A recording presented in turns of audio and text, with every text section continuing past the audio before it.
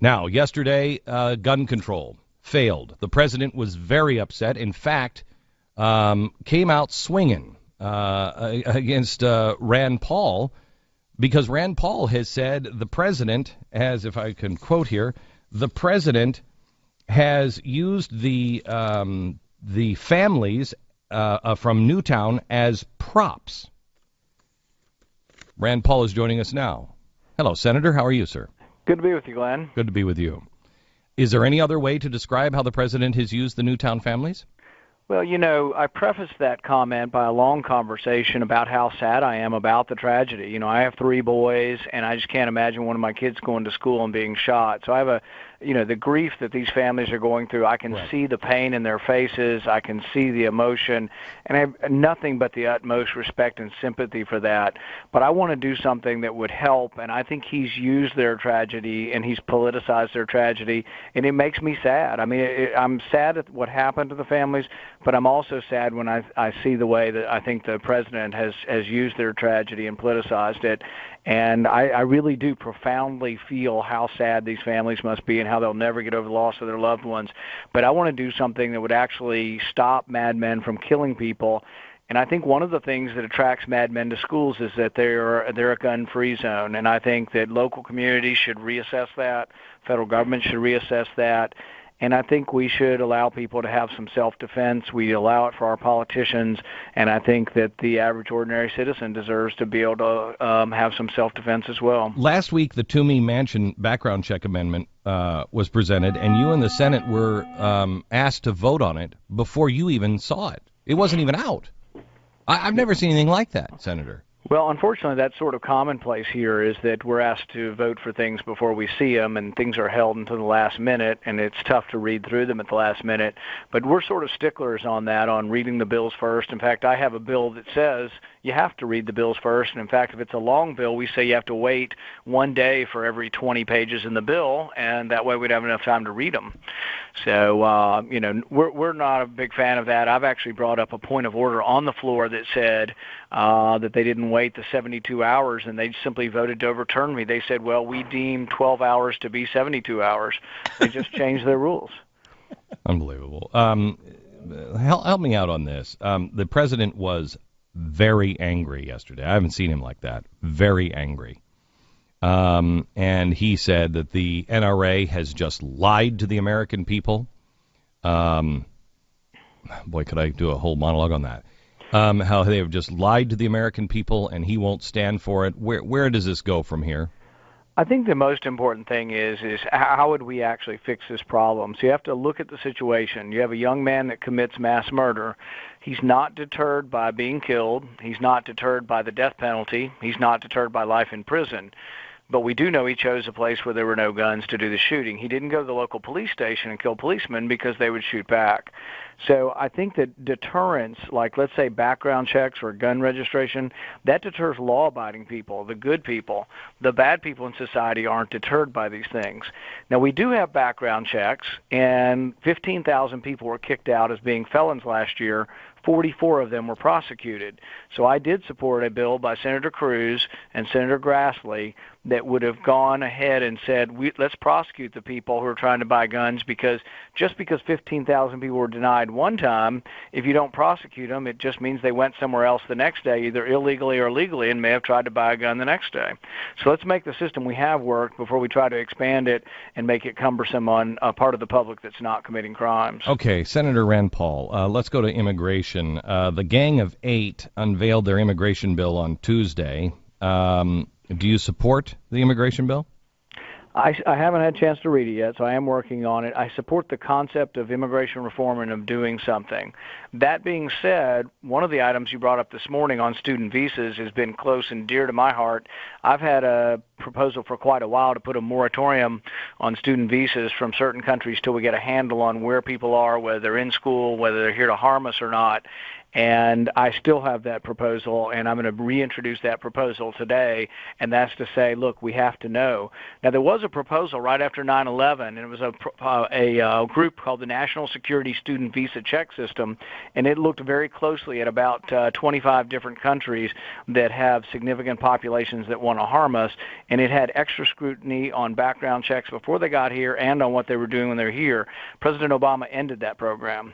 So I think that was a big mistake, and I hope that this won't be someone involved with a student visa. I don't have any special details on the current situation, but I'm concerned in general that students from various countries that are dead set on harming Americans, that we have to be more careful and should have more scrutiny on these students when they arrive. Well, let me just tell you real quickly, an event was created on this guy 3 days ago.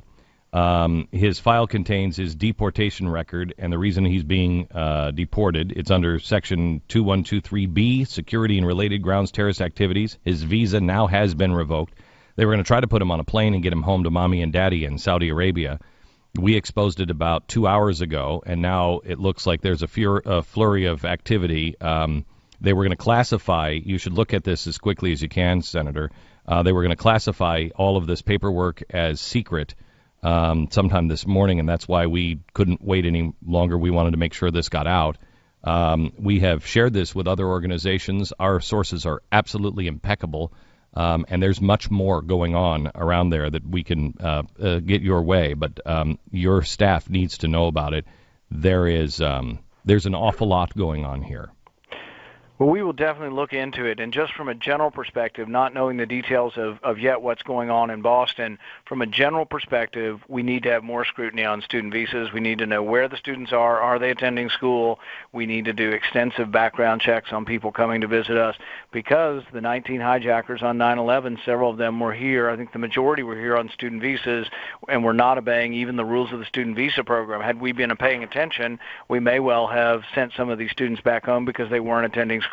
Help me out on this with Peter King and Rudy Giuliani came out immediately and said, we need even more cameras. We need more money and more cameras out on the streets. First of all, the cameras that caught these guys, at least this is what we can confirm at this point, the cameras that caught these guys were from Lord and Taylor.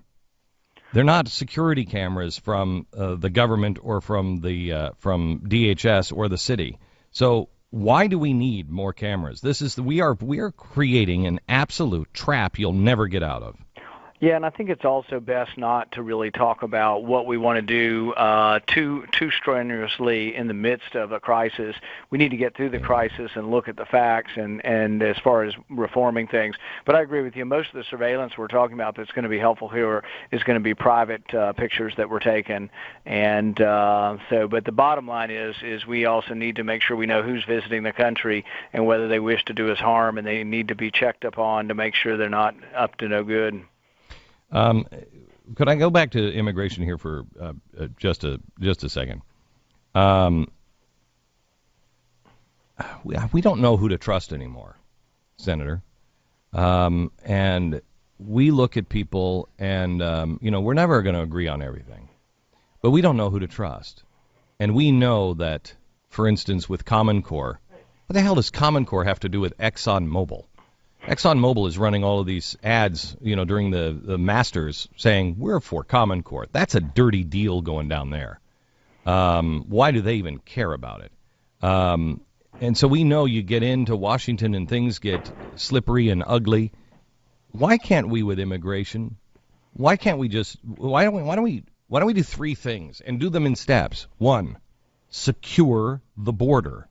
When you get that one, then it's an enforcement bill. Enforce the laws of the land. When you get that one done, then let's look at what are we going to do with people? Well, that's what I'm proposing. I've proposed an amendment that's going to be called Trust But Verify, and it says that immigration reform proceeds in a stepwise fashion, but it's dependent upon securing the border.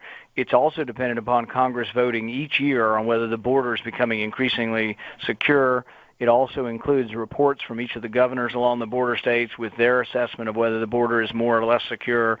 It includes the benchmarks, some of which are in the bill, but instead of letting the president approve or disapprove of this, we say Congress each year needs to do it, and what we do is we stretch out immigration reform in a stepwise fashion over several years, because it's the biggest complaint I hear from conservatives, and I am one of those conservatives that when they promised border security before, it never came. So we have to guarantee when we do this that the border is secure.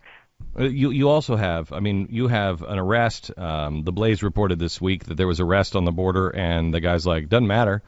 The president's going to release me, and I'm going to become a citizen anyway, so it doesn't matter. Part of the reform has to be when you're caught crossing the border, you don't get a traffic ticket and told to come back in a month. There has to be absolute deportation of those who break the laws. So you can't just let people go. Currently, we let people go and tell them, here's a traffic ticket, come back in a month, and a small percentage come back and the rest don't. So I'm for expanding legal immigration. I'm for trying to figure out how to get work visas to those who are already here and want to work. And I'm also for saying if there's any pathway to citizenship, it's not a new pathway. It's the same one for someone in Mexico City. So if you're in Mexico City right now, you get in line to come to this country and be a citizen. That's the same line that anybody with a work visa that is normalized should get in the exact same line. Great. Okay. So one last thing.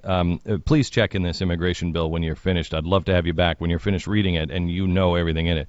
I have been told by a couple of sources that this includes you become a citizen, and then your family can come in and they're a citizen. I mean, it's a nightmare. It's a nightmare. That's what I've heard. We're going to look at every detail, and I promise you we're going to read the whole thing, and I'd love to come back on and talk about it. Thank you very much. Appreciate all your hard work. God bless Thanks, you, Senator. Bye. You bet. Senator Rand Paul.